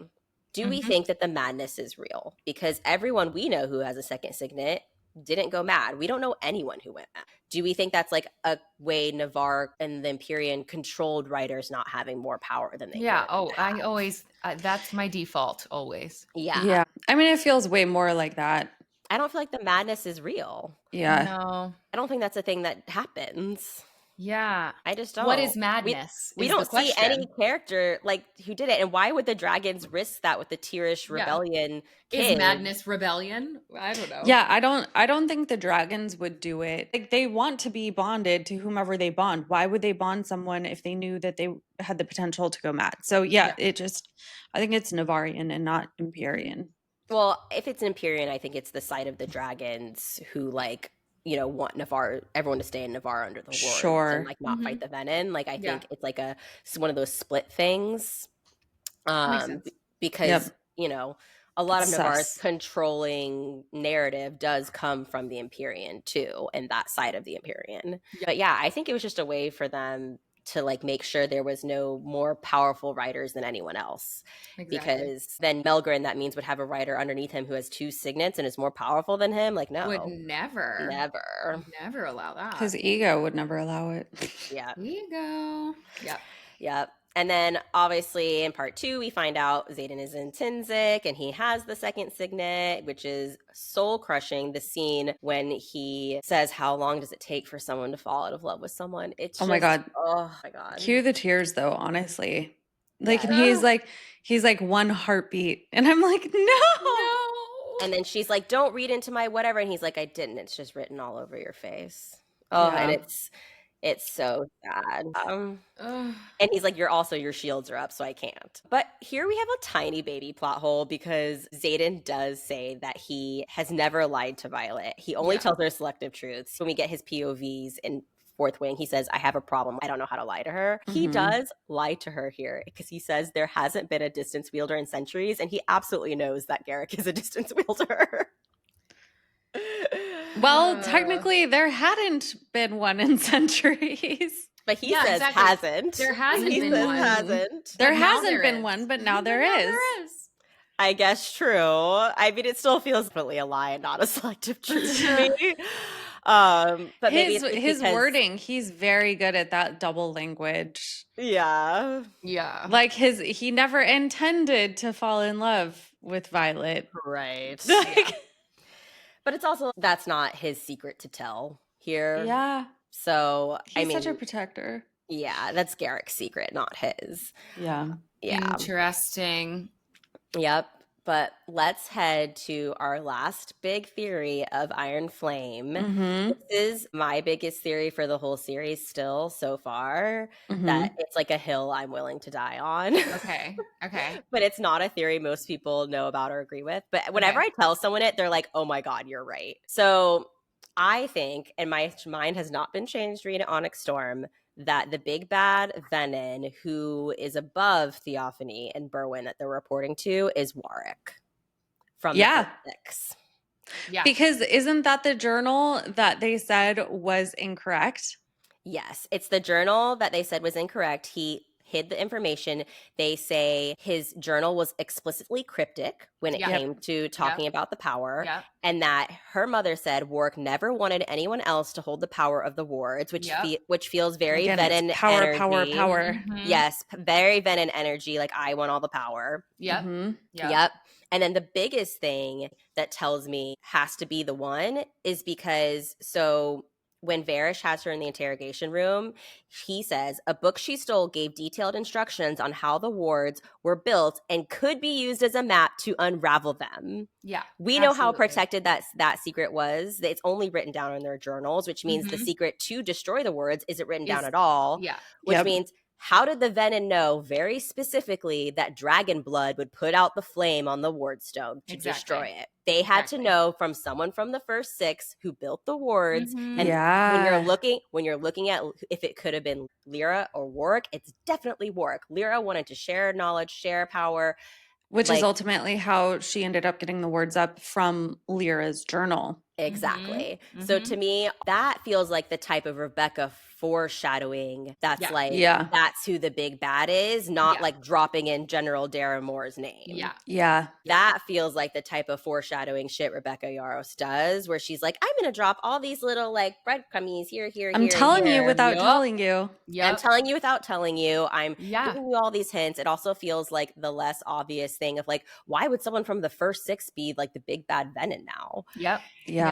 But it's like when you look deep into who Warwick was as a person, you're kind of like, that's a little sus Yeah. that Mhm. he was like that. And Absolutely. then too, we get all the drama about how Lyra's like, my difference of opinion cost me everything, and how there was definitely relationships that were torn apart and love ruined, right? They say that nothing kills love than like Mhm. opposing ideologies. Mhm. Yeah. And I think that's why the Venin think that Xaden and Violet are going to turn for love, Mhm. Yeah. because of what happened with Warwick. Whatever happened between him and the first 6 and Lyra is what caused him to turn Venin.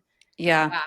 Yeah, it all just feels like it lines up to me, and it's a hill I'm going to die on. I'm here for And it. I could be wrong, so I'll definitely be eating my words when we read book 4 or 5 or something, and it's like someone totally random we've never heard of. No, but I But, love like, It feels right. Yeah. Yeah. It feels really good. It feels right. The biggest thing to me is like, how in the world did they know dragon's blood would put out the fire in the wardstone to destroy Yeah. it, when Yeah. that information's not even written down anywhere? No, yeah. Yeah. Like, they didn't just knock it over. It's He- such a specific act to cut the dragon's like neck open and let the Oh. blood put out the fire. It's so terrible. specific. Like, Yeah. how would they He know is that? playing the And that's also a absolute pretty wrong easy thing. miss to Oh, yeah. realize that it was the blood that put it out. Yeah. And then it just so happened to fall over because Bade fell on it because she was dying. Mm-hmm. It wasn't really that act that caused it to break. It was the blood putting the flame Yeah. out. And then Yeah. the other quote we get that we used in our Naolin Reference. theorizing is, you'll be so much fun for him to wield. We don't know what Warwick's signet was. He could have also been a siphon. Yeah. Which I think is very, very possible. Yeah. I mean, when you're looking at all the big signets, they talk about like that the first 6 were the most powerful, and none of those signets have walked the earth at the same time or whatever again since. They talk about how powerful siphoning is. So I imagine siphoning was probably one of them. That makes sense. Yeah. Yeah. Like siphon, lightning wielder, shadow wielder. I don't know what the other 3 are, but yeah. I mean, that's my big theory. That's the hill I'm dying on.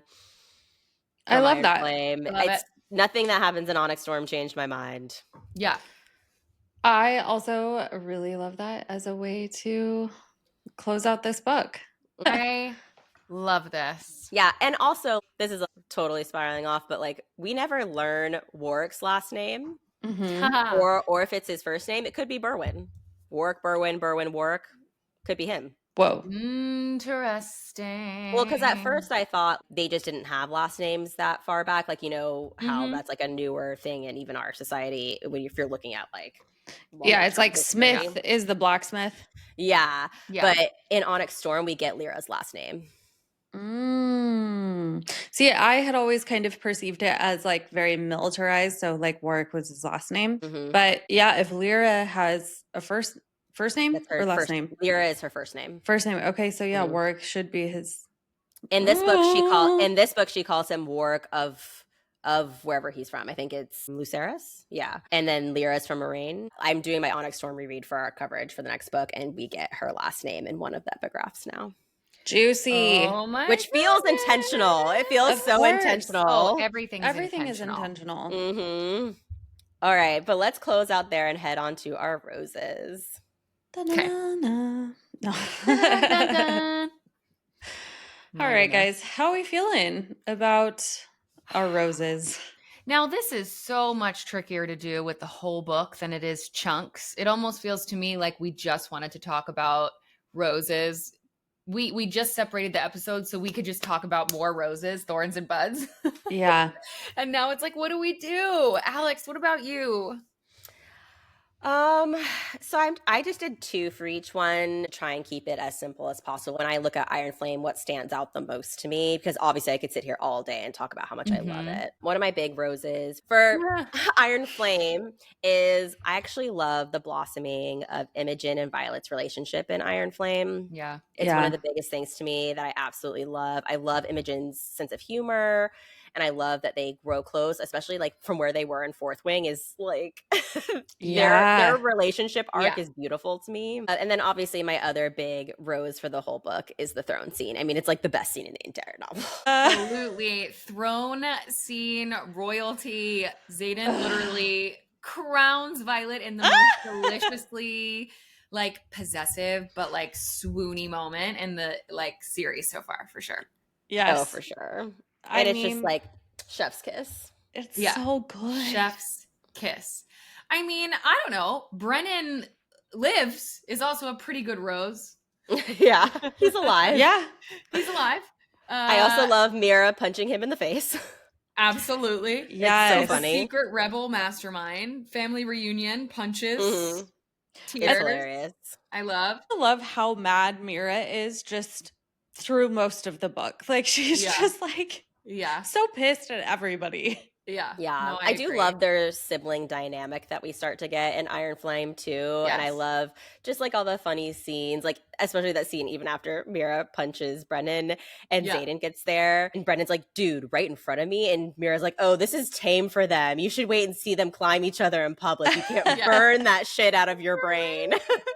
It's so amazing. But also you're right, like all the sibling stuff, even the tag team that Violet and Brennan, when they took down the venin together in the arena, like just the sibling camaraderie. I mean, I think that's a huge rose, especially in a world where fear has been instilled in so many people and control and so many rules and so many things. The siblings, the rebellion, all of these communities coming together, like even the riders and the griffins training side by side. There's so much more. There's like a growth of community that's a huge, I guess maybe that's more of a bud, but it's a rose in this story for sure. Stacking on to the sibling camaraderie and the coming together, and obviously knowing that Brennan is alive and getting used to that again. But also another rose for me is definitely Lilith. Yeah. Her arc in this story is so incredible. And ultimately we know that it ends with her death, but she always knew that she was going to die for her children. Yeah. She did.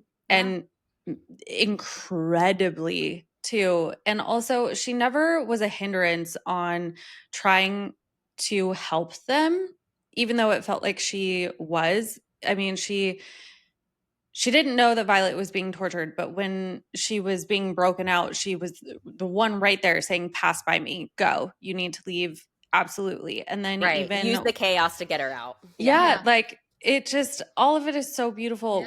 When they're there meeting up and she sees Brennan for the first time, she's just shocked. And like, that is so heart-wrenching. Like, it's heartbreaking. I don't know. We just see so many different sides of Lilith in this, and I love her as a character. And me too. It's just a big rose for me. Like the heroic sacrifice too, just like she gave her life to save the wards and like prove her love for her daughter and her family in like the most brutal way. Yeah. And I also love that she's under no illusions that what she did was wrong. Like when she's convincing Sloane to use her siphoning power at the Wardstone, she's like, look at me. I'm the one who killed your mother. I'm the one who did these horrible things to you. And I know what I did was wrong. Use your power and kill me. She's under no illusion that she made really questionable choices. Yeah. Yeah. Like she's not hiding behind them. Yeah. I mean, she's just a really great character. She is. And as much as this is a rose, it's also a thorn because I wish there was more time with her. You know what I mean? But it's still such a rose. And I think pivotal to the, everything. But I think, I don't know. What about thorns, guys? What do you think? Violet. Yeah. Her immaturity. Yeah, man. Just holding on to her grudge for far too long. It's Like, crazy. they're writers. They don't have a lot of time on this earth anyway. Like, Crazy. let it go. It's just, and I know we have to remind ourselves in the story she's 21, but Yeah. it's just so immature. It's like, girl, grow up. Yeah. Come on. Actually, it reminds me of our own world and Rebecca Yarros' own story. Her husband is in the military. I'm pretty sure he's like special ops. And so, like, obviously he didn't tell her anything about his job, I'm sure.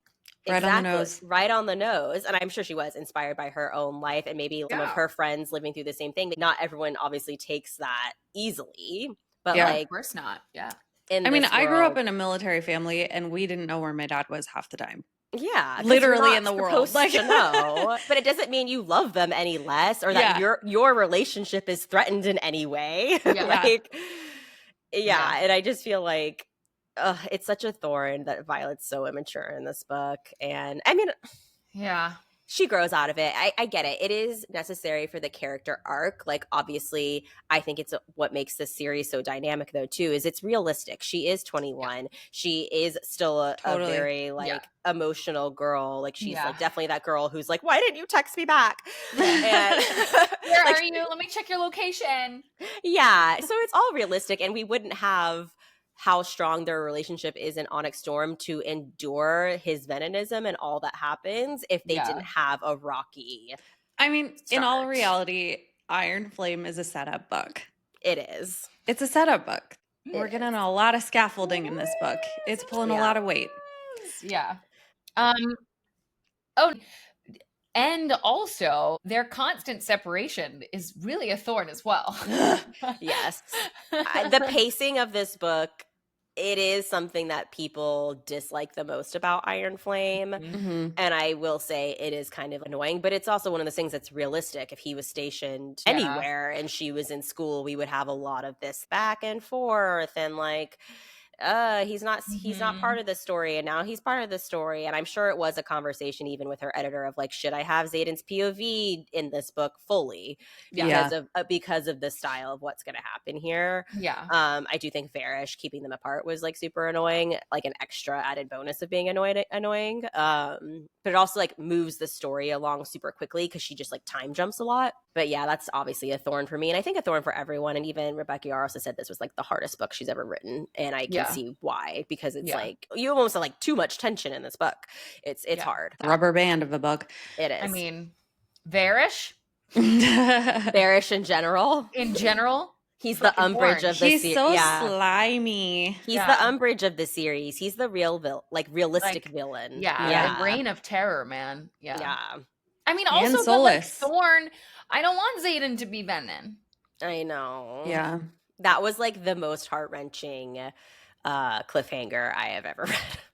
It really almost feels like Violet, definitely justifyingly so, could be like, if I had done it a little sooner, you wouldn't have had to do this. So it's like, ugh.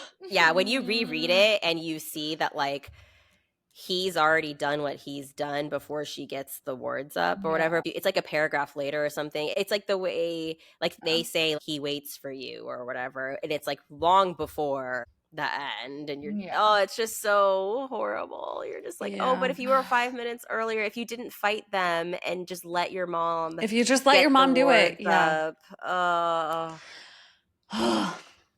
know. Well, fuck the thorns. Let's go to the buds, guys. Fuck the thorns. I mean, I agree. Yeah, let's get out of sad things. My buds are Sloane. I love Sloane. Yes. I can't wait to see where her character goes in Onyx Storm. I think her being a siphon is super important. Maybe she's the foil to Naolan if he is venin, because like we know they have magical balance or whatever. But if Naolan's not venin, maybe it's someone else big bad. Now that we know that venin can have signets, but yeah, I'm excited for her character arc with Dane. That I think we all think we're getting. Dane 2.0. Dane 2.0 himself. His like, fully team revolution now. Like, he's a bud in and of himself. Dane 2.0 is a bud for sure. Yeah, I love that Dane ended up being a redemption arc character. Yeah. and that he didn't end up being evil. Because I feel like that would have been really depressing if he sided with his father and was like, I hate my best friend of 20 years. It's like, no, you don't. No, you don't. Like, stop it. You liar. You also, liar. like royal bloodline stuff. Like I think Eric's like journey is going to be super exciting, and with his true identity in play now, what's going to happen? Yes. What's going to happen? Andarna in general, always. I was going to say Andarna as well. Always a bud. Yeah.